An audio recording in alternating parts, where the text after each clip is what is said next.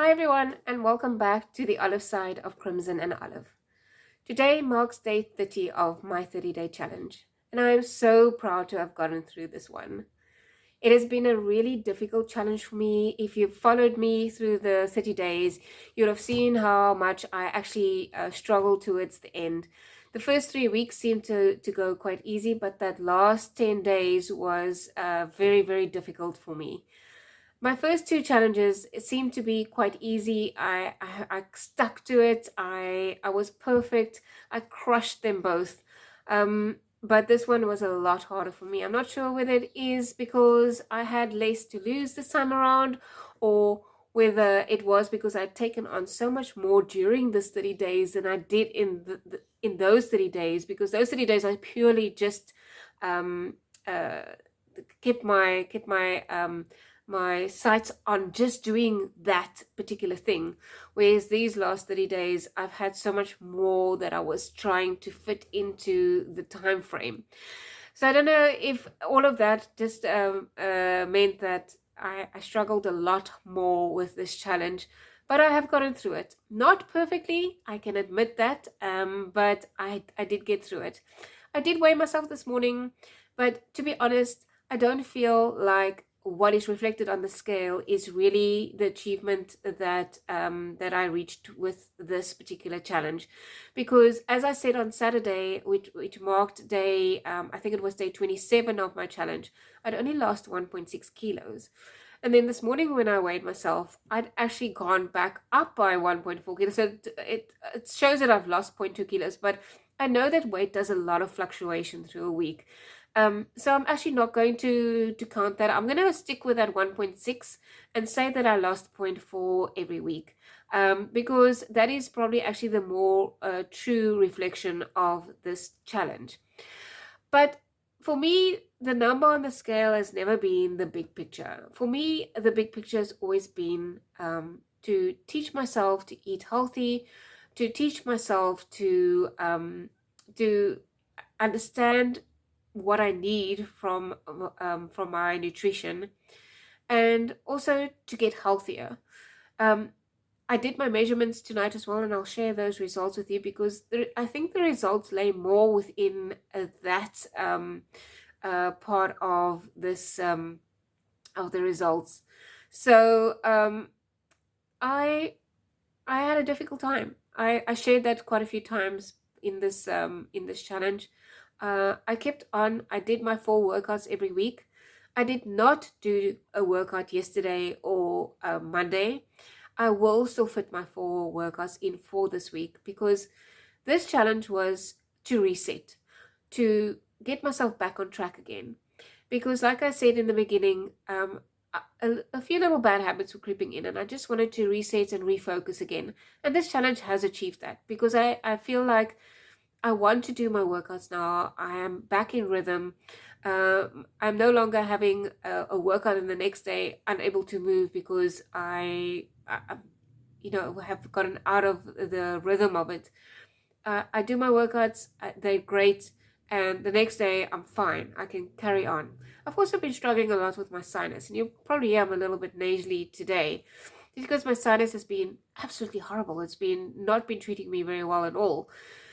So I don't know if I maybe have to do another visit back to the doctor again, which is possibly what it needs to be. But all in all, I feel much stronger. I feel much better. I feel much healthier, um, despite the little sniffles that I have. But yeah, uh, overall health, and that is what this challenge was all about, or at least what my health journey has been all about. I started 26 kilos ago, um, and August would be about 11 months ago. And I have gotten through 11 months of watching what I eat, getting active again, and I'm very proud of that. That was a challenge all on its own. I still obviously have these last few kilos that I have to shift before I can say I've reached my goal weight, but that will come, and I know that will come in the time that it needs to come. I do not want to rush it, because this is something that I want to have stay off. This is something that I want to be able to fit into my lifestyle, because I don't want to fall back into old habits and eat whatever comes past me. That is not the way that I want to end this. I want to, this is something that I need to carry on with for the rest of my life. So let it be slow, let it be steady, and I will get there when I get there. And then when I get there, I will stay there. I have every belief in myself. Anyway, let me share with you exactly what I have lost in centimeters. I took my measurements, so I want to actually just share them with you. Sorry about the glare on my glasses now. So from the 20th of June, and I think that was 3 days into my challenge or 4 days into my challenge, something like that. I've lost 3 centimeters around my waist. I have lost 2 centimeters around my hips, and I've lost 3 centimeters around my chest. I have also lost 2 centimeters around my shoulders.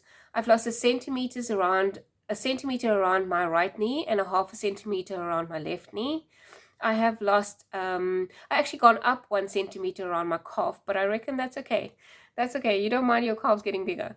And then I've gone down by a half a centimeter on my left calf. So I don't know what's happening there. Maybe I'm favoring my right calf too much when I'm doing exercises, or maybe I just measured that one wrong. I'm not sure.